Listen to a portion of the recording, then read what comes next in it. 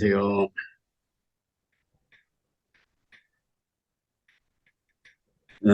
메리 크리스마스입니다. 어, 네, 메리 크리스마스. 성탄절을 어제 지냈고 또 연말과 새해를 맞으면서 우리의 삶이 또 하나님 앞과 사람 앞에서 어떻게 더 복이 되어져야 하는지 그런 숙제가 우리에게 남습니다. 성탄과 신년 절기를 특별 집회의 기회로 삼아서 기쁨과 은혜 속에 나도 은혜를 받고 에너지를 얻느냐 아니면은 연중 행사로 치르고 그냥 피곤한 후유증에 또 시달리냐 하는 그런 문제가 있기도 합니다. 이 귀한 성탄과 새해 절기에 매일 성경이 주는 이 묵상 본문이 이 요한서신인데요. 특별한 관심을 기울일 필요가 있다 그런 생각을 해봅니다. 왜 이 요한서신이 성탄절에도 이 중요하게 부각이 되느냐 하는 거죠. 성탄절에 우리는 예수님의 이미지를 특별히 이제 아기 예수님께로 고정해 보기도 하는 거지요. 하나님께서 왜 아기로 오셨느냐? 그 아기로 오신 이유를 한번 살펴볼 필요가 있는데요. 우선 모든 사람에게 친근감을 주실 필요가 있다. 그런 생각을 한번 해봅니다. 누구나 무장해제하고 웃으면서 다가올 수 있는 친근한 하나님의 모습이 우리 아기 예수님에게 있다는 거지요.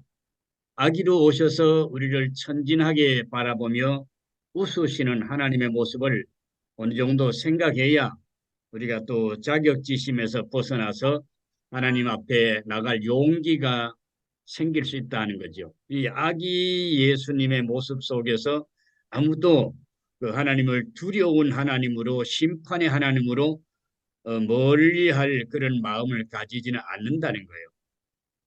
그 다음에 중요한 것은 하나님의 아들이 실제로 도성인신 말씀이 육신을 입고 오신 이 성탄을 믿는 것, 하나님의 아들이 실제로 몸을 입고 이 땅에 오셨다는 것, 이걸 믿는 게 올바른 믿음의 시금석이 된다는 것입니다.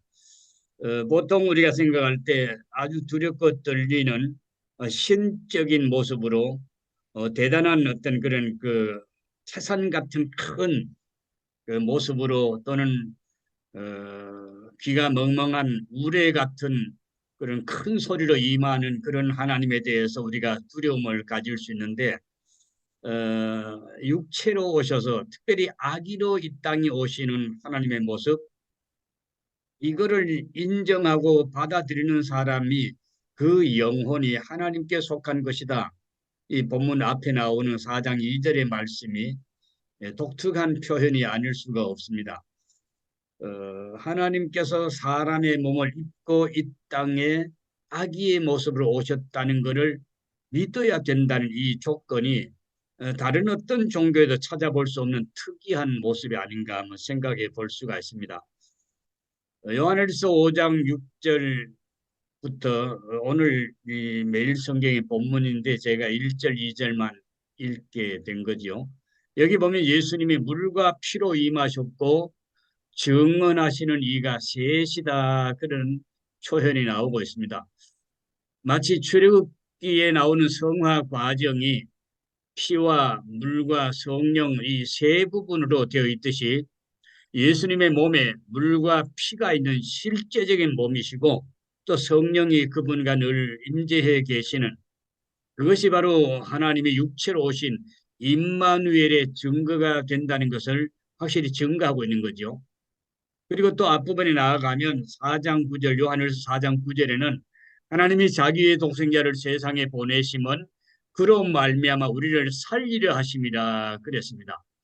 우리를 살린다. 우리가 죄에 매여서 또 우리 영적으로 하나님과 교제가 완전히 끊어진 그런 죄인의 모습으로 죽어 있는 상태인데 이분이 오셔서 하나님의 아들 독생자를 통해서 우리가 영원히 살아나서 하나님의 생명 조회를 회복할 수 있도록 해주신다 그런 얘기죠. 그래서 뒤에 5장 11절에 가보면 영생이 그의 아들 예수님 안에 있다. 예수님을 모신 자에게 있다. 그거를 재확인해 주는 것을 볼 수가 있습니다. 그리고 또 성탄의 의미는 하늘과 땅의 화평의 삶을 전하는 것이라는 겁니다. 앞에 그 요한일서 4장 10절에는 더욱 구체적으로 성탄절의 목적을 설명하지요. 하나님이 우리를 사랑하사 우리 죄를 속하기 위하여 화목 제물로 그 아들을 보내셨다. 그렇게 설명을 하고 있습니다. 하나님과 수직적인 원수 관계만이 아니라 좌우로 인간끼리 또 유대인과 이방인처럼 반목칠시하던 그런 관계들을 치유하기 위해서 이 세상의 화목 제물로 하나님의 아들이 사람의 몸을 입고 낮아져 오셨다 하는 거죠. 이게 또 특별한 의미가 있는 것을 보아야 됩니다. 고대 종족들 간의 전쟁에서 보는 그 화해의 아기, 피스 차일드라는 그런 개념이 있는데 그 모습이 바로 예수님에게 있다는 겁니다. 우리나라의 역사에도 고려와 몽고의 지루한 전쟁을 끝내기 위해서 고려 왕족들이 거의 그랬듯이 공민왕도 원나라에서 10년간 볼모 생활을 했습니다. 이들을 뚫루개라고 부르는데 일종의 인질 형식으로 지지배 지역의 왕자들을 원나라 수도에 머물게 하면서 정치 자문 등의 역할을 하게 하고 어떤 그 사위 왕의 역할을 하도록 하는 그런 제도였죠. 노국 대장공주가 공민왕과 결혼하여 고려에 시집 온 것처럼 양국 간의 평화의 보증인으로 왕자나 공주를 볼모로 잡아두거나 통혼하는 관습이 예전에 있었는데 이 바로 이제 요한일서 4장 10절에 나오는 그 화목 제물의 뜻이 통한다 그렇게 볼 수가 있습니다. 예수님이 이 땅에 오심으로써 이 땅은 더 이상 하나님의 원수가 아니라 사랑의 대상이 되고 하나님의 언약의 파트너가 될 수 있다는 그런 뜻이 여기에 숨겨져 있는 거죠. 이제 우리 모두 하나님 앞에 긴장을 풀고 히브리 4장 16절 말씀처럼 담대하게 하나님 앞에 나아가는 그 길을 우리가 따라가야 된다 그 얘기죠. 이 땅에 아기로 오셨던 우리 구주 예수님은 하늘 보좌 앞에서도 귀여운 어린 양으로 계신다고 요한계시록 5장 또 22장 3절 같은 데 보면 묘사하고 있습니다. 하늘나라 하나님의 보좌 앞은 무섭거나 두렵게 생각하지 않도록 우리 구주 예수님께서는 귀여운 어린 양의 이미지를 갖고 거기 앉아 계신다는 겁니다. 본문 5장 1절 2절을 풀어서 설명하면 조금 이해가 더 쉽지요. 예수님을 그리스도로 구세주와 왕으로 믿는 자마다 하나님께로 난 자이다. 또한 하나님께로부터 나신 예수님을 사랑하게 된다. 그리고 우리가 하나님을 사랑하고 그분의 계명을 지킬 때 이로써 우리가 하나님의 자녀들을 사랑하는 줄을 안다. 이 말씀이 무슨 뜻이냐는 거죠. 이 땅에 탄생하신 그 새아기 예수님은 온 집안의 웃음과 평화를 회복하는 역할을 다른 어떤 집안의 아기들처럼 똑같이 한다는 겁니다. 누가복음 2장 14절의 찬송을 그 배경에서 이해하면 쉬운 거예요. 지극히 높은 곳에서는 하나님께 영광이 되고 땅에서는 하나님이 기뻐하신 사람들 중에 평화로다. 아기 예수님을 바라보는 그 누구도 죄책에 시달리거나 누구도 지옥의 공포에 시달릴 사람이 없는 거죠.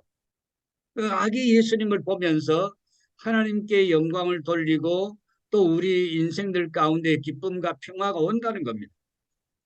천주교 문화권에서 예수님을 항상 마리아의 품에 싸서 보는 경향이 있는 겁니다. 성모 마리아 없이는 별 구실 못하는 엘리뇨, 산토니뇨 이미지의 그 예수님에 대한 고정관념이 거기에 있는데 그런 어떤 그 천주교 문화권의 그 엘리뇨, 산토니뇨 고정관념에서 빨리 빠져나와야 되는 거죠. 이 성탄의 아기 예수 이미지로부터 성숙한 예수 그리스도 구세주이시고 왕이신 그 예수 그리스도에게 빨리 옮겨져야 당연한데 아직도 천주교 문화권에 있는 분들은 여기에서 빠져나오지 못하고 성모 마리아를 통한 아기 예수를 섬기는 그 모습을 우리가 안타깝게 보고 있는 겁니다.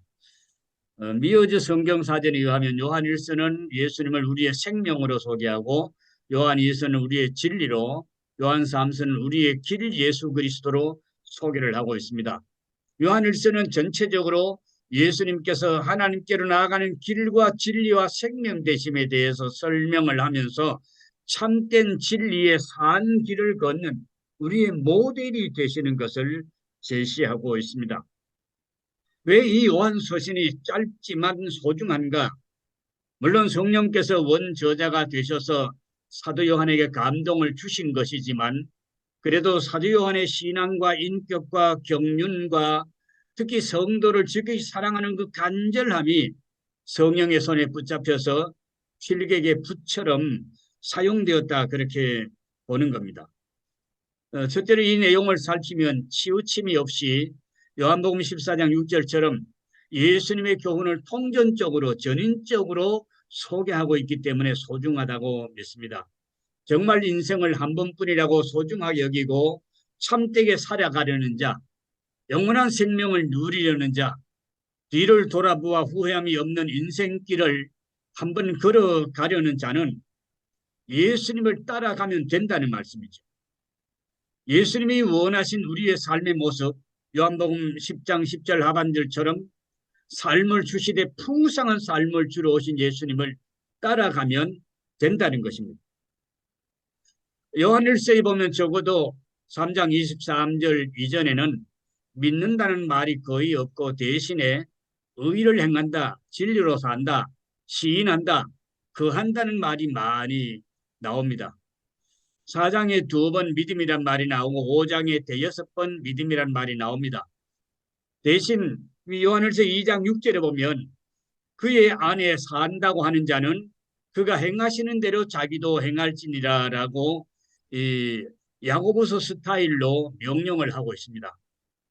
우리 개정 성경을 찾아보니 요한일서 3장 23절에 와서야 비로소 믿음이란 단어가 보였습니다. 그의 계명은 이것이니 곧 예수 그리스도의 이름을 믿고 그가 우리에게 주신 계명대로 서로 사랑할 것임이니라 소개를 하고 있습니다. 우리는 믿음이 귀한 단어이지만 구약에서 신약으로 넘어오면서 하나님을 의뢰한다, 신뢰한다는 말을 헬라어로 번역할 때 사변적으로 관념적으로 치우친 번역을 했음을 인정하고 이 신약 성경을 잘 해석해야 된다 그렇게 생각합니다. 따라서 요한서신에는 야고보서처럼 믿음 생활을 통전적으로 설명하는 이 헤브라이즘이 코이네라는 헬라어의 어색한 옷을 빌려 입고 기록되었을 뿐 충분한 번역이라고 보기에는 좀 미흡함을 느낍니다. 그만큼 이 헬라 사상에는 사변적이고 히브리 사상에는 통전적인 내용이 이 믿음이라는 말 속에 들어있다는 것을 우리가 인정할 필요가 있죠. 지성적 신학자들에게서 번영신학의 근거라고 오해받는 묘절이 되기도 하지만 요한 3서 2절이 통전적인 구원을 추구한다고 저는 믿습니다. 사랑하는 자여 내 영혼이 잘됨같이 내가 범사에 잘되고 강건하기를 내가 간구하노라 그랬습니다. 이 기도가 사랑하는 제자들, 진리 안에 사는 제자, 동생 같고 자식 같은 동역자들에게 성취되기를 간절히 소원하는 게 그게 무슨 번영신학이고 그게 무슨 기복신학이라고 말을 하면 되겠습니까? 자칫하면 믿는다는 말은 사변적인 지식 활동에 국한되어 오해받을 수 있기 때문에 우리가 이것이 이제 헬라의 언어 배경보다가는 히브리어 배경에서 해석을 해야 좋다는 거죠. 불교의 깨달음과 신약의 믿음이 거의 같은 것으로 생각하면 안 된다는 거예요. 또 유교에서 학문은 익혀도 덕을 쌓지 못한 건달 양반 뭐 나쁜 정치나 하고 나쁜 어떤 정쟁에 시달리는 그런 어떤 그 유교 학자들의 모습에서 또 이 지식을 생각해도 안 되는 겁니다. 이런 사변적인 종교나 철학은 인간을 실제로 구원할 수 없다는 거죠. 이런 관점에서 우리는 헬레니즘이 통전적인 헤브라이즘을 밀쳐내고 성경 해석을 치우치게 만든 이 중세 유산이 지금도 현대 교회 속에 남아 있음을 우리가 파악할 수 있어야 된다고 생각합니다. 중국에서 각 이모당 박사가 있었는데 그는 세계적으로 명성이 대단한 사람이었습니다. 나중에 탕자는 돌아옵니다라는 성명을 내고 기독교로 돌아온 사람이죠. 처음에 그가 목사의 아들로 태어나 선교사의 전도를 받고 예수를 믿었습니다. 그리고 선교사의 도움으로 미국으로 유학도 간 사람인데 미국 가서 장학금을 받으며 자유롭고 풍요롭게 살다 보니 아쉬운 것이 없었습니다. 결국은 교회를 떠나고 하나님을 떠났습니다. 그만큼 믿음의 뿌리를 내리지 못했다는 뜻도 있죠. 열심히 공부했고 세계에 석학 이모당하면 모르는 사람이 없을 정도나 그렇게 유명해졌는데 나중에 그가 사랑자는 돌아옵니다 하면서 기독교로 돌아올 때 왜 다시 기독교로 돌아오느냐 사람들이 물었습니다. 그래서 그는 이렇게 얘기했습니다. 성경을 많이 연구해서 기독교가 어떤 종교인지 또는 유교도 많이 연구하고 또 불교도 연구해 봤다. 쉽게 말씀드려서 종교를 비교해 보는 결과 기독교의 생명과 진리가 있기 때문이다.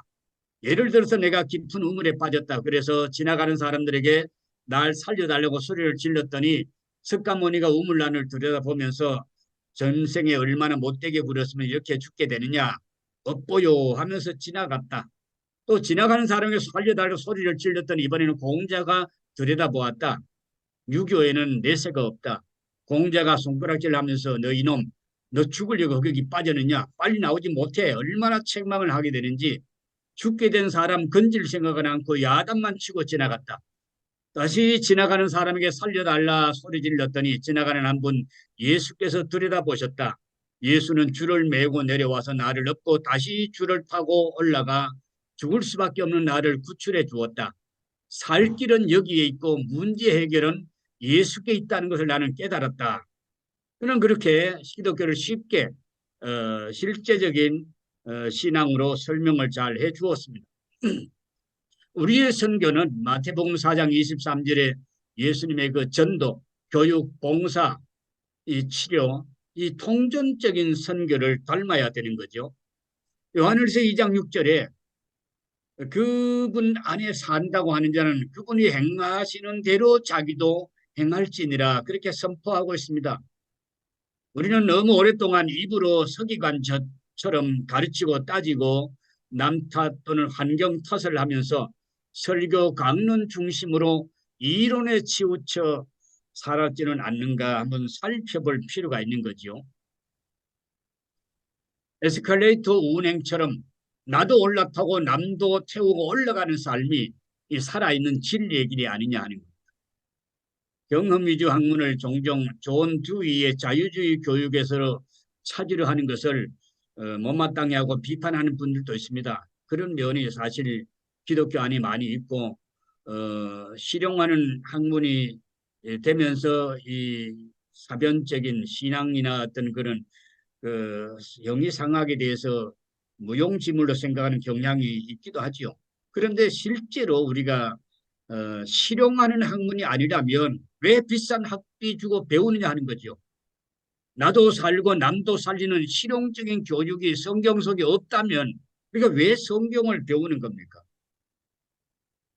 한국교회의 영혼육 삼박자 구원을 말한 조영기 목사의 공로가 어느 정도 남아있다고 솔직하게 생각을 해야 됩니다. 신령한 종교인을 추구하는 중세 수도원적 선교 활동이 존경스럽지만 평생 내가 본받고 사랑하는 자식에게 권할 성공적 인생 모델은 수도원적 영성이 아니지 않느냐는 거죠. 진정 권할 가치 있는 종교는 통전적인 전인적인 변화를 줄 수 있어야 된다고 믿는 겁니다. 그 통전적 변화의 교훈이 요한서신에 가득한 것이기 때문에 저는 이 요한서신을 사랑합니다. 또한 이 요한서신을 사랑하는 그 이유는 오랜 세월을 예수님과 동행한 노구의 사도가 죽음을 가까이 두고 진솔한 설교를 사랑하는 자녀들과 젊은 세대들에게 전해주고 있기 때문입니다. 아까 얘기한 대만의 이모당이 젊었을 때 무신론에 대한 책 나는 왜 기독교인이 아닌가를 읽고 그 논리에 설복되어 무신론자가 된 한국 목사님이 계셨죠. 어느 날 이모당이 나이가 들어서 쓴 이교도에서 기독교인으로라는 책을 읽고는 젊을 때 그가 쓴 책에 속아서 믿음 없이 살아온 지난 세월을 한탄했다는 그런 간증을 인터넷 설교에서 제가 들은 적이 있습니다. 이 요한서신은 주후 85년에서 95년 사이에 기록되었다고 볼 때에 사도 요한이 적어도 80세 정도 된 나이에 인생을 많이 경험해보고 가진 박해와 고통을 다 겪으면서 예수 믿은 지 약 60년 정도 된 때에 기록한 서신이 아니냐는 거죠. 메멘토 모리, 죽는다는 것을 기억해라, 죽음을 잊지 말라 등으로 이 번역된 라틴어 문구가 있는데요. 너도 죽는다는 사실을 기억해라, 이 말이 주는 도전은 누구를 위해서 무엇을 숨기려 하느냐? 죽음 앞에 최후의 가치로 진실하고 정직해야 된다. 그거를 우리에게도 도전해 주고 있는 거죠. 당신의 임종 때 사람은 결코 죽지 않는다. 다만 윤회 전생할 뿐이다. 인도 사상인 이 말을 사랑하는 자식에게 전해줄 수 있겠습니까? 사람은 동물과 같다는 진화론이 옳다고, 영혼은 없다고, 종교는 아편이라고, 이렇게 진화론자 공산 유물주의자 사상을 사랑하는 자식에게 유언으로 남기고 죽을 수 있겠느냐고요. 히브리서 9장 27절에 선언합니다. 한 번 죽는 것은 사람에게 정해진 것이요 그 후에는 심판이 있으리니 그랬죠. 죽음 앞에서 왜 거짓을 지지하겠느냐는 겁니다. 자식의 안위를 지키기 위해 끝까지 거짓말해주는 주사파도 있다고 보지만 주변에 아무도 없을 때는 사랑하는 아들에게 빨리 죽의 장막을 떠나라고 유언하지 않겠느냐는 겁니다. 요한서신에는 사랑하는 자들아, 사랑하는 아들들아 여러 번 부르면서 사도 요한 이 소중한 서신을 그 사랑하는 자식들에게 남겨주고 있다는 겁니다. 진정 사랑하는 자식에게 유언처럼 들려주는 이 진리의 교훈들을 우리는 깊이 받아들여 순종하고 보배처럼 여겨야 당연하다고 믿습니다. 수많은 사이비 이단들이 창궐하는 가운데 자타의 믿음을 붙잡아주는 설교를 공개적으로 보낸 것이 요한서신이기 때문에 저는 이 요한서신을 좋아합니다. 특히 영주주의라는 거대한 대표적 이단 사설을 직면하고 공박해주는 그 영감이 넘치고 있어요. 요한서신이 쓰여진 당시에는 플라톤과 필로의 철학에 근거한 이원론적 사이비가 퍼져 있었습니다. 육신은 악하고 더럽고 요한하고 정신과 영혼은 깨끗하고 고상하고 영원하다는 이 이원론적 영지주의가 교회로 슬그머니 들어와 있었습니다. 그 이단 교리는 좌측으로 치우치면 금욕주의가 되어 더러운 속세와 정욕을 떠나라고 고상하게 유혹을 하지요. 영지주의가 우측으로 치우치면 육신적인 삶은 어차피 영생구원에 영향을 안 주니까 육신을 즐기는 방탕과 탐욕을 즐기라고 유혹을 합니다. 또 위로 치우치면 하나님을 물질 창조와 관계 안 하는 높은 하나님이신데 물질을 관계하는 조물주 열등한 하나님도 있다. 그렇게 가르치면서 고상한 지식을 깨달아서 엘리트가 되어야 능히 구원을 얻는다. 무식한 자들을 공박합니다. 이 또 노스틱 이단이 밑으로 치우치면 의미 없는 더러운 인생 살아 무엇하려나 빨리 죽는 것이 좋다고 자살 충동도 주는 이 허무주의가 되는 거지요. 사도 요한은 거짓된 사기꾼들이 득실거리는 사회에서 애절하게 전하고 있습니다. 몇 년 전에 우리 막내가 보이스피싱을 당해서 유학생이 얼마 안 되지만 전 재산인 은행 통장에 돈을 모두 옮겨서 날려버린 사고가 있었습니다. 감사한 것은 그가 신학교의 다른 유학생들에게 경고하였더니 학교 당국이 알고 예방만 광고한 게 아니라 모금 광고를 겸하여서 도움이 많이 들어와 가지고 딸의 통장이 이제 새로 옮긴 은행에 제로가 되어 있던 통장에 많이 회복이 되는 그런 사건이 있었습니다. 그러나 영적인 사기꾼에게 당하면 영구히 회복이 안 될 수 있다는 게 그게 비참한 거지요. 사도 요한은 이 사기꾼들을 경계하라고 사랑하는 성도들에게 편지를 써보내고 있습니다. 예수 진리를 믿음과 이웃을 사랑함과 내세의 소망과 사회에서의 건덕과 인간관계 속에 겸손이 넘치는 건강한 고백을 진솔하게 영적 자녀들의 공동체에 나누고 있습니다. 우리도 감사하면서 그 경고와 훈계를 잘 받아들여야 될 줄로 믿습니다. 사랑이 식어져가는 말세에 사랑 중심의 신앙을 요한서신이 집중적으로 강조한다는 점을 또 기억을 할 필요가 있습니다. 사도 바울은 박해가 심하지 않았을 때 믿음 중심의 전도를 했습니다. 그러면서도 고린도전서 13장에 믿음, 소망, 사랑 이 세 가지는 항상 가질 것인데 그중에 제일은 사랑이라 그래 선포를 했습니다. 베드로는 박해가 한창일 때 세 가지 중에 소망 중심의 전도를 하기도 했습니다. 그러나 베드로 역시 4장 8절 베드로전 4장 8절에서 만물이 마지막이 가까이 왔는데 무엇보다도 뜨겁게 서로 사랑하라 권면을 했습니다. 그 뒤에 말세가 더 깊어진 것을 느낀 때에 12제자 중 마지막으로 살아남은 사도 요한은 사이비 이단들의 창궐함과 자신의 죽음을 앞두고 유언처럼 말하는 거죠. 소망 중에 참 사랑의 성숙한 신앙을 통전적으로 가져야 되는 것을 전하고 있는 게 요한일서 4장에도 나오고 이 요한일서 전반적으로 그 내용이 통전적으로 소개가 되고 있다는 것입니다. 결국은 시내산 언약의 핵심, 하나님 사랑과 이웃 사랑의 최고의 법으로 귀결이 되고 있습니다. 그런데 교회 역사 속에 보면 사이비 이단 교리와 싸우느라고 교회가 너무 오랫동안 구원의 확신 중심의 사변적 신학에 함몰되어 있었지 않나 생각을 해봅니다. 그런데 사도 요한은 사이비 이단과 싸우면서도 교리적 믿음보다는 실천적 아가페 사랑을 강조하는 것이 특이하다는 것입니다. 사랑의 능력이 결국 이기는 것이지 지식적 교리가 해법이 아니라는 그 얘기를 하고 있는 겁니다. 사실 마태복음 7장 15절 이하의 그 예수님의 심판 기준은 불법을 행하는 여부입니다. 그 불법은 이웃 사랑을 실천하지 않는, 이웃을 원수처럼 여기며 용서를 하지 않는 그 행위와 더 가깝다고 보는 거죠. 지금도 그 신학적, 사변적, 추상적 믿음의 잣대로 사이비 이단 감별사들이 활개를 치고 있습니다. 이런 풍조는 반드시 바뀌어지고 해결이 되어져야 된다고 생각을 합니다. 이 말씀을 이제 정리해 봅니다. 예전 중학교 교과서에 나온 말 같은데 사람은 세 종류가 있다. 든 사람, 난 사람, 된 사람, 그런 사람이 있다는 거죠.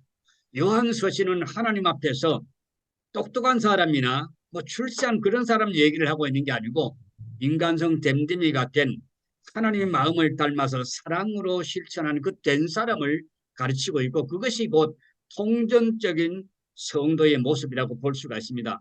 이 통전적이란 단어는 헬라어 형용사 홀로스에서 파생되었는데 신약의 몇 부분에서 이제 사용이 되고 있습니다.